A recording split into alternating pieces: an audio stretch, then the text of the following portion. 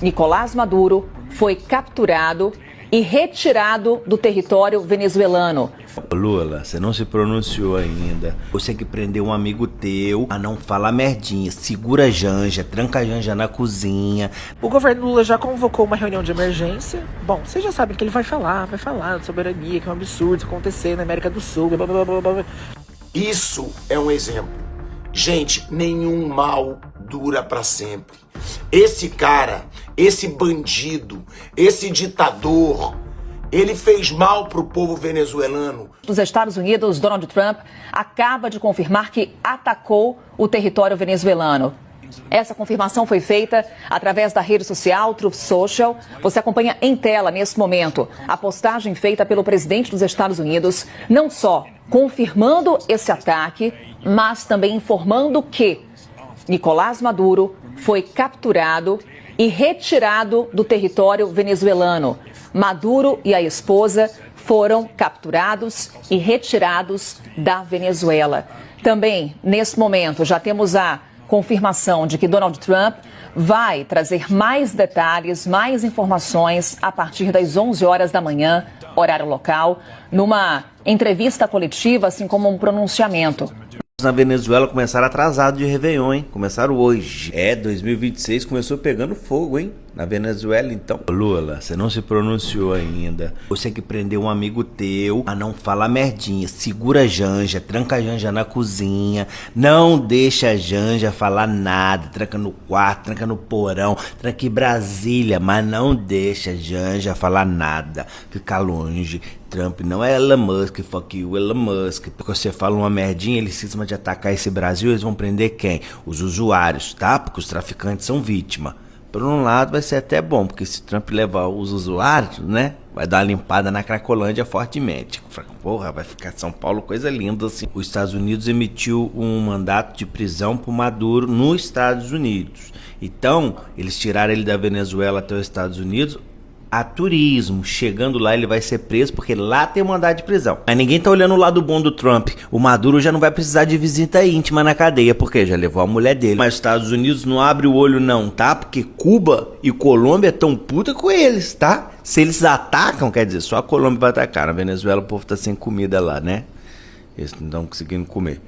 Eles não vão ter força pra ir pra guerra. Mas a Colômbia taca pau em você, viu? Joga aqui, ó. Também o Maduro tá na presidência desde 2013. O cara tava achando que era Deus, queria mandar em tudo do país. Foi engraçado. Conheço um país que tem... enfim.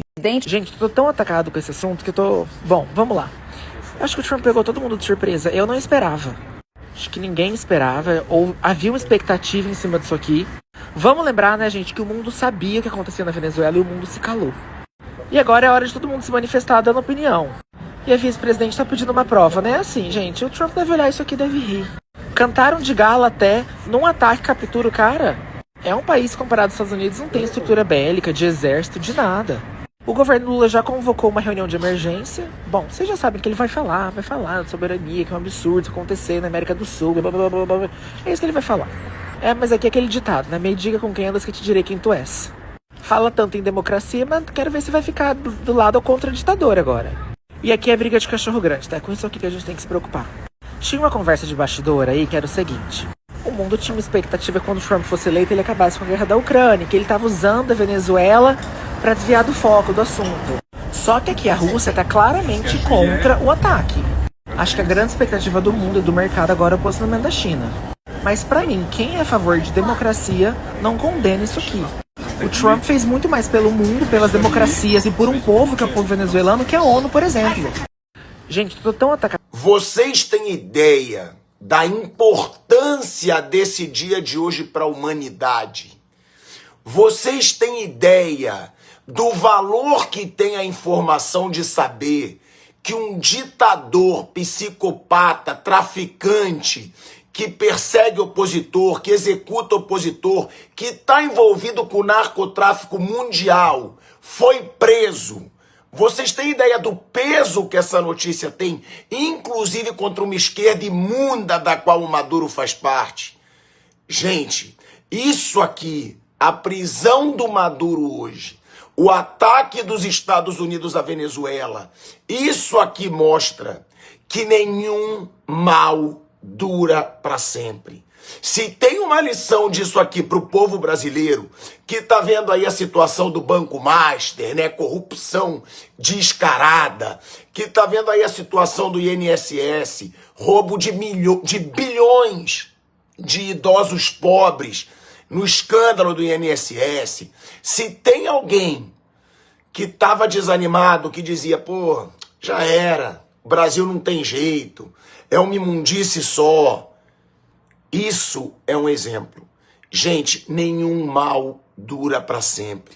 Esse cara, esse bandido, esse ditador, ele fez mal pro povo venezuelano por anos e anos, com uma narrativa sendo construída, com a mídia sendo tomada, pelo judiciário sendo tomado.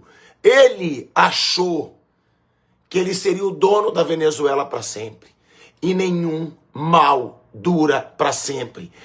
É Nicolás Maduro preso, Venezuela atacada, mostra que os Estados Unidos têm coragem, hoje com o Trump, de intervir em qualquer lugar do mundo. Então, mas eu perdi a confiança, mas não tem mais jeito. Mal nenhum dura para sempre. E esse dia é muito importante para a humanidade. É um dia que mostra que a maior potência do mundo não vai mais aceitar absurdos de uma esquerda corrupta e nociva, e mostra também que o povo venezuelano está livre de um safado, está livre de um bandido que fez tanto mal para a Venezuela por anos.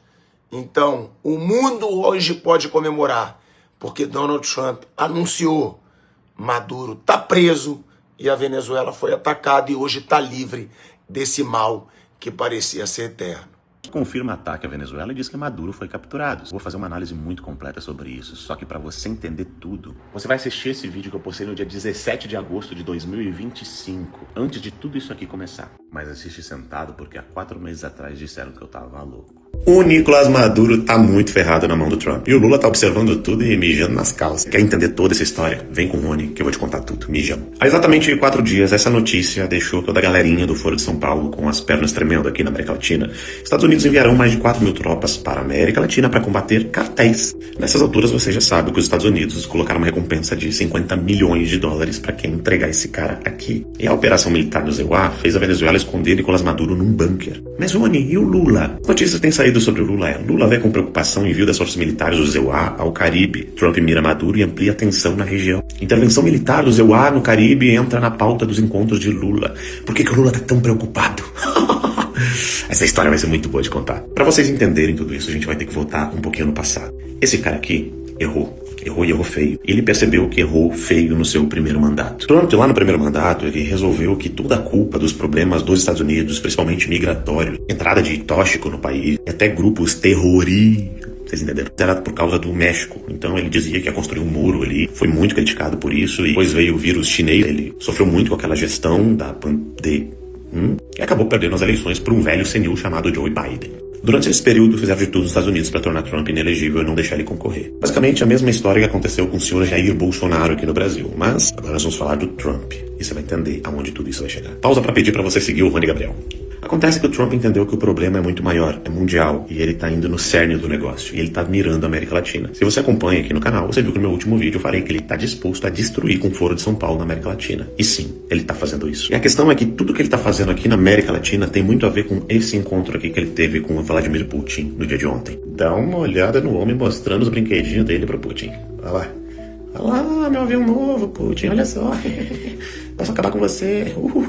Mas para você entender o que Trump entendeu, eu vou precisar voltar um pouquinho mais na história. Bom, se você já estudou história, você já ouviu falar na tal da Guerra Fria. Mas resumindo, a Guerra Fria foi uma guerra que começou posteriormente à Segunda Guerra Mundial. E basicamente era uma medição de forças entre a União Soviética e os Estados Unidos, que perdura até hoje, embora muita gente diga que isso acabou. Acontece que durante esse período, a gente estuda muito sobre aquele lance de corrida até a Lua, os Estados Unidos foi ou não à Lua, o que aconteceu, o que não aconteceu, blá blá blá blá blá blá. Só que, geopoliticamente falando, ocorreu muita coisa na América Latina sobre a influência da União Soviética. A questão é que esses dois caras aqui viram tudo isso acontecer, antes mesmo deles adentrarem no poder. Obviamente, Putin chegou muito antes e depois chegou Donald Trump. A Revolução Cubana foi em 1959. Em 1962, os Estados Unidos já estavam botando embargos em Cuba, porque fica muito próximo dos Estados Unidos, e não podia permitir que a União Soviética reforçasse Cuba militarmente, por exemplo, e se tornasse uma ameaça para os Estados Unidos. Ocorre que, durante muito tempo, a União Soviética financiou e armou grupos de guerrilhas aqui na América Latina, incluindo no Brasil. A questão é que essa galera conseguiu tomar o poder de forma democrática em muitos lugares da América Latina. No Brasil, eles tentaram na intentona comunista e depois em 1964. 1964, quando começa o regime militar no Brasil, após o povo ir pra rua com bandeiras como "o Brasil não será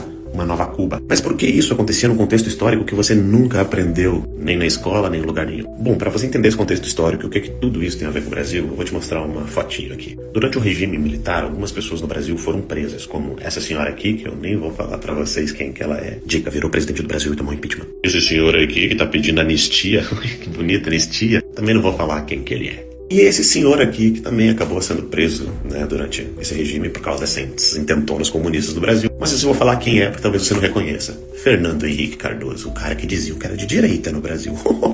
A direita. Tá bom. Tem mais uma figura que é muito interessante nessa história toda que vai ajudar você a entender esses fatos. Conhece esse cara?